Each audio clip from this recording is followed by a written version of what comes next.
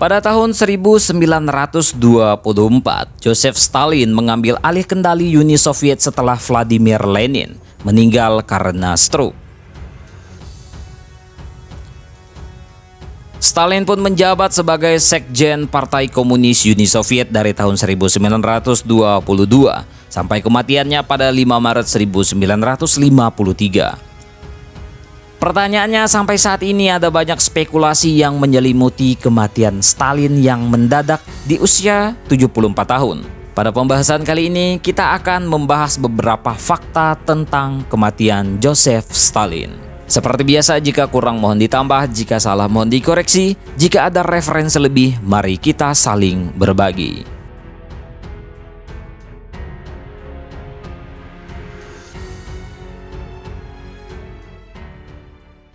Beberapa tahun sebelum kematiannya, Stalin menjadi semakin paranoid.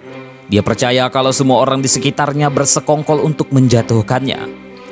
Pada tahun 1952, kondisi kesehatannya semakin menurun.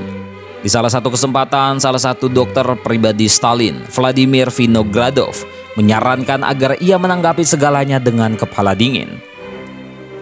Namun Stalin tak mau mendengar saran dari dokternya dan malah membuang mereka ke penjara. Peristiwa ini dikenal dengan Dr. Plot, yang memicu desas-desus yang mengatakan kalau sekelompok dokter berencana untuk membunuh para petinggi Soviet. Seperti dikutip dari laman History Today, 6 dari 9 dokter yang dipenjara Stalin adalah orang Yahudi. Tak lama setelahnya, kerusuhan antisemitisme pecah di seluruh Uni Soviet. Untungnya Stalin meninggal beberapa minggu sebelum para dokter itu diadili dan dieksekusi. Dokter pribadi Stalin, Alexander Myasnikov, menulis kondisi kesehatan dan hasil otopsi Stalin di buku hariannya. Namun buku itu baru bisa diakses oleh publik ketika keluarganya memulihkannya dari arsip negara yang disembunyikan.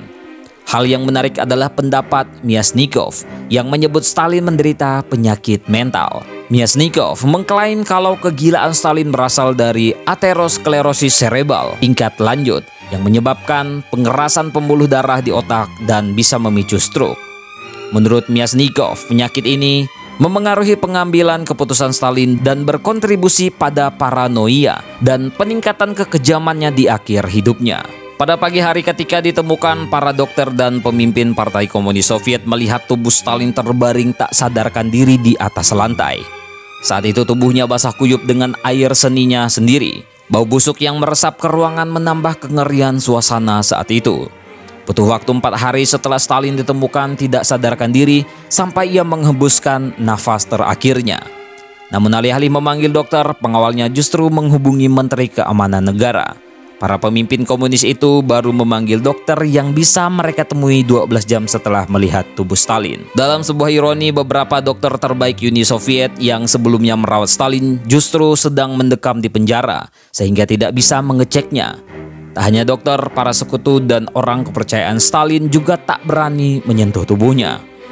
Dalam wawancara dengan jurnalis Rusia Edvard Redzinski, Peter Losgasev, pengawal yang pertama kali melihat jasad Stalin, menceritakan semua dokter sangat ketakutan. Mereka menatap Stalin dengan perasaan terguncang. Mereka harus memeriksanya, tapi tangan mereka gemetar karena ketakutan. Ketika diperiksa, tekanan darah Stalin 210/120.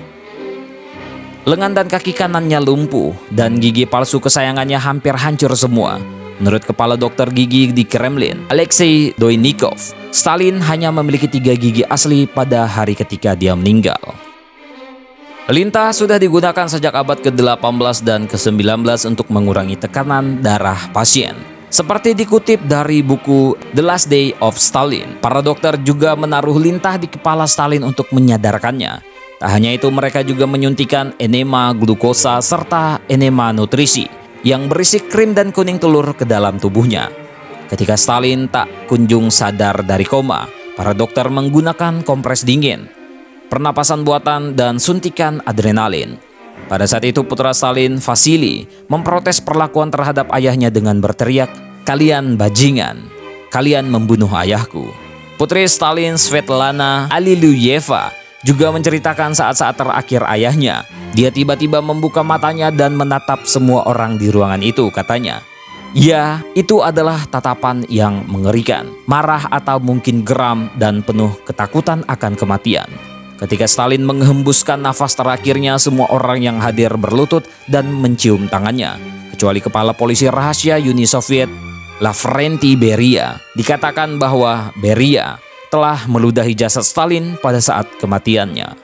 Setelah hidup selama puluhan tahun dengan keyakinan yang salah, yakni bahwa Stalin telah melindungi dan merawat rakyat Soviet, warga Soviet langsung menangis setelah mendengar kabar wafatnya Stalin. Puluhan ribu orang bahkan berkumpul di Trubnaya Square untuk menghadiri prosesi pemakamannya. Dalam putaran nasib yang ironis, Stalin masih membawa teror ke jalan-jalan Uni Soviet setelah kematiannya. Pada hari pemakamannya, orang-orang yang ingin melihat jasadnya harus berdesak-desakan. Ratusan orang bahkan terinjak-injak di tengah kerumunan itu sampai mati. Menurut beberapa sumber diperkirakan ada 500 orang harus meninggal hanya karena ingin melihat jasad Stalin di Hall of Columns, Moskow. Ketika Lenin meninggal, Stalin menyarankan agar jasadnya dibalsem agar bisa dipamerkan di depan umum, meskipun mayoritas pemimpin Soviet menentang gagasan tersebut. Tidak mengherankan kalau Stalin menginginkan prosedur yang sama setelah kematiannya sendiri. Namun prosesnya tidak semudah itu. Pada saat Stalin meninggal, Profesor Vorobiev yang memimpin pembalseman Lenin juga telah meninggal. Oleh karena itu, tugas yang berat ini diserahkan kepada asisten Profesor Vorobiev dan Profesor Zarsky. Sayangnya pembalseman Stalin tidak direncanakan dengan baik, mengingat kematiannya yang sangat mendadak. Pada akhirnya butuh waktu 7 bulan untuk menyelesaikan proses mumifikasi Stalin. Tubuhnya ditempatkan di dalam kuburan kaca di samping Lenin. Tetapi dipindahkan lagi ketika Nikita Khrushchev menjadi kepala negara Uni Soviet.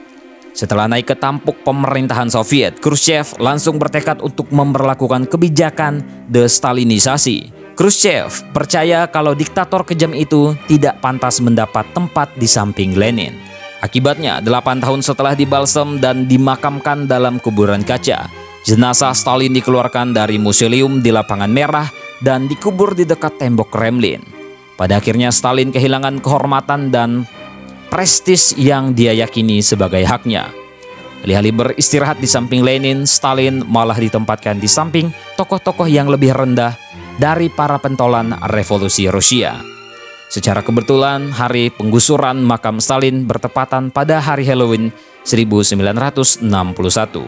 Misteri terus berputar di sekitar kematian Stalin. Meskipun ada bukti yang telah merinci penyebab kematiannya, selama bertahun-tahun para sejarawan terus memperdebatkan kemungkinan kalau pemimpin Soviet itu telah diracun secara bertahap.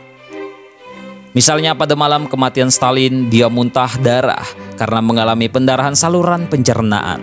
Rincian pendarahan perutnya baru dipublikasikan pada tahun 2011 ketika laporan otopsi resmi dirilis. Akibatnya beberapa spekulasi liar pun bermunculan. Beberapa menyangka kalau orang-orang di lingkaran dalam Stalin memberinya warfarin atau pengencer darah yang tidak berasa dan tidak berwarna. Diyakini kalau Stalin diberikan racun selama makan malam terakhir dengan 4 anggota Politbiro-nya, termasuk Nikita Khrushchev dan Lavrentiy Beria. Bahkan Beria sempat membual tentang pembunuhan Stalin sekitar 2 bulan setelah kematiannya. Pada saat itu ia mengatakan, "Aku membunuhnya, aku menyelamatkan kalian semua." Dipercaya kalau mereka takut akan perang nuklir dengan Amerika Serikat. Oleh karena itu mereka bersekongkol untuk meracuni Stalin selama 5-10 hari secara bertahap agar tidak dicurigai oleh Stalin sendiri dan orang-orang di sekitarnya. Ya, itulah tadi beberapa fakta di balik kematian Joseph Stalin. Tentang ini, bagaimana menurut kalian, coy?